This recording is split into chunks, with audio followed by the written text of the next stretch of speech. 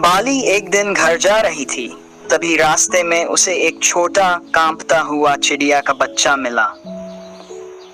वो उसे प्यार से घर ले आई, नहलाया, साफ किया, खाना खिलाया। जब उसे ठंड लगी तो आग के पास बैठाया, प्यार से उसे अपने पास रखा। धीरे धीरे वो चिड़िया बाली से घुल मिल गई। वो उसके साथ खेलती, कैंडी भी खिलाती। उसकी चहचहाहट ने बाली के दिल को सुकून दिया।